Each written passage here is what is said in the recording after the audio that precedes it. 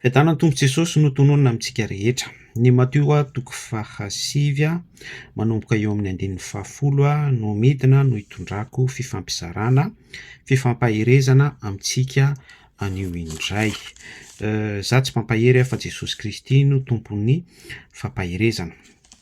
Rehefa niaran-tsakafo tamin'ny mpanota Jesosy Kristy dia nasarotiny ary nahatezitra ny fariseo mihitsy tamin'izany vanim-potoana izany hoe ile io nataony lehilahy mihitsy Jesosy Kristy nahoana no miray latabatra amin'ny mpanota sy ny mpamory hetra, miara-misakafo amin'ny mpanota sy ny mpamory hetra.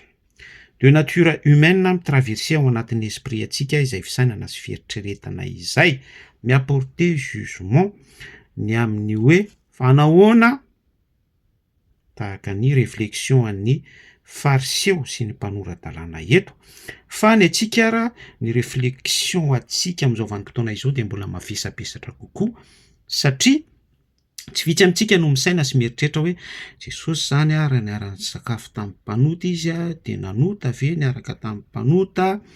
Jesosy zany raha niara-nisakafo tamin'ny mpanota izy zany ve dia nihinana ny fihinan'ny mpanota? Jesosy ve zany dia niliba be tao, nijangajanga tao sy ny fantasme tao sy ny sisa be da be. Zany no zavatra mitraverse any amin'ny fisainantsika sy ny fieritreretantsika be da be no tratran'izay.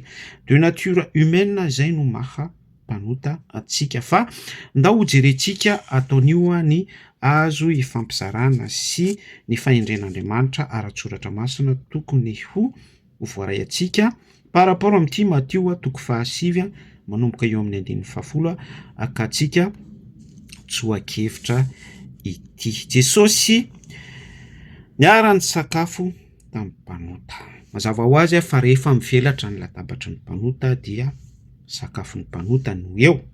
Misy skay, whisky, misy kiara mitonatsedroka be eo, mety possible misy ganja eo, zay ganja zay fantatsika rehetra fa moly, rongony, misy ny toetoy eo, ny toetra rehetra, ny fitafy rehetra mibanaka eo daholo, mivelatra eo, mety misy possible mihitsy vehivavy le tondroin'ny fiarahamonina mpivarotena sexy be mihitsy, mety misy geo, mety misy sy ny sisa be da be de tout genre. Mivelatra eo daholo ny karazana esprit rehetrarehetra zany. Kanefa Jesosy Kristy miara misakafo amin'ny mpanota. Nanipika tsara Jesosy Kristy anefa ary nanitsy ny fariseo, nanao teny tsindrim-peo mihitsy izy ny amin'ny hoe tsy ny finaritra no mila mpanao fanafody fa ny marary. Important be zay fampianaran Jesosy Kristy zay, tsy ny finaritra no mila mpanao fanafody fa ny marary. Misy vatana eto Jesosy Kristy, mpanao fanafody, mpanasitrana, mpampahiratra ny jamba, mpampitsangana amin'ny maty. Misy latabatry ny mpanota eto, misy sakafo ny mpanota eto, misy mpanota eto. Arak'ilay efa niresahantsika, tsy ny finaritra no mila mpanao fanafody fa ny marary.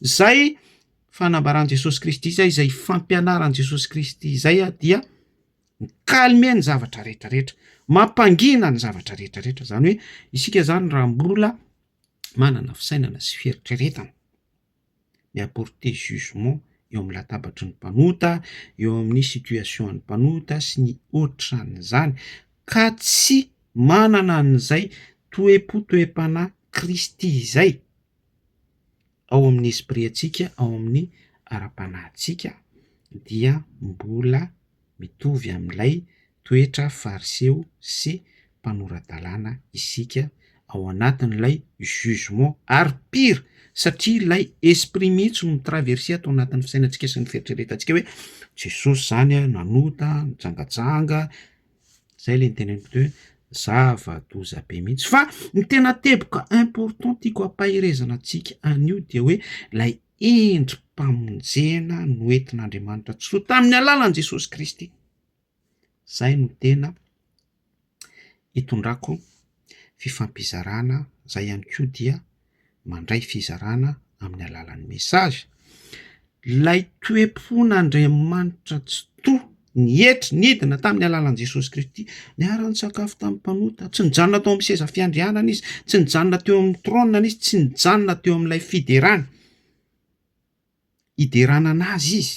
Masina Jehovah tompony maro, izany hoe ny zava-manan'aina efatra sy ny loholona 424 veiara dia tsy mitsahatra 24 heures sur 24 heures mideran'Andriamanitra tsy toa eo amin'ny seza fiandrianana, tsy nijanona tamin'izay trônina izay izy, fa nidina izy tamin'ny alalan'i Jesosy Kristy dia niara nisakafo tamin'ny mpanota. Tsy misy manana fitiavana lehibe noho izany, tsy misy manana fitiavana lehibe noho izany, fa ao anatin'izay mihitsy ilay endrika salut famonjena filazontsara. Dia mitohy hatrany la preuve Jesosy Kristy niara-nisakafo tamin'ny Jodasy mpamadika, mpanota, ilay nivarotra azy mihitsy. Endrim-pamonjena daholo zany mba hatanteraka ny famarinana rehetra, zany hoe ilay fiarahan'Andriamanitra tsy toa misakafo miaraka amin'ny mpanota mihitsy no nahafahany fahotany zao tontolo zao ho voaomby teo amin'ny hazo fijaliana tamin'ny alalan'ny tenan Jesosy Kristy. Izany hoe amin'izay angle izay zany, rehefa misy ny fiarahana misakafo amin'ny mpanota dia misy fahotana, misy ota voaomby miaraka amin'izay, izay toetra n'Andriamanitra tao am-pon'Andriamanitra izay toetra Kristy izay. Manahafa tahaka ny anafako an'i Kristy hozy Paoly, manahafa hozy Jesosy Kristy tahaka ny anafako an'iray. Izany hoe izay toetra izay mihitsy zany no mila voavoly ao anatsika kristianina ihany koa. Dikan'izay dia ny esprit pharisien sy ny esprit maha-mpanorandalàna, mahay soratra masina, mahay toko sy andinina, mahay an'ity rehetrarehetra ity, manomboka any amin'ny Torah hatrany amin'ny Apokalipsy, tsy maninona kanefa manana n'ilay toetra hoe ilay ity, ilay io miara-misakafo manondro an' Jesosy mihitsy, na ihany koa hoe Jesosy zany nihinana ny fihinanam-panota, Jesosy zany nanota ve dia nijangajanga sy ny sisa rehetra ilay nolazaintsika teo, fa tsy izay no endrim-pamonjena fandevonana ny ota, fa ilay angle mandevona ny ota mihitsy no aseho an' Jesosy Kristy eto hoe miara-misakafo amin'ny mpanota. Sarotra nefa izay satria lalana tery dia tery hoe hiara hisakafo amin'ny mpanota ianao. Dia eo zany ianao dia mametena be eo ny mpanota mivoaka moly, ny mpanota misotro toaka be. Tsy fantatro par expérience rehefa niara nisakafo tamin'ny mpanota ianao, tenako izao efa ni-expérimenté an'izany, fa eo indrindra ilay équilibre fifandraisana amin'Andriamanitra tsy toa tsy maintsy mahery ao anatinao, sady expérience ho ao, sady miteste ny vatanao, ny toe-po toe-panahinao ihany koa ianao. Manota ny olona, mijangajanga ny olona, miliba ny olona, miteny ratsy ny olona sy ny sisa be da be izay mety ho endrim-pijangajangana hatramin'ny attirance sy ny zavatra rehetrarehetra, fa tsy tafiditra ao anatin'izay ianao, kanefa ianao miara-misakafo amin'ny mpanota, iray latabatra amin'ny mpanota.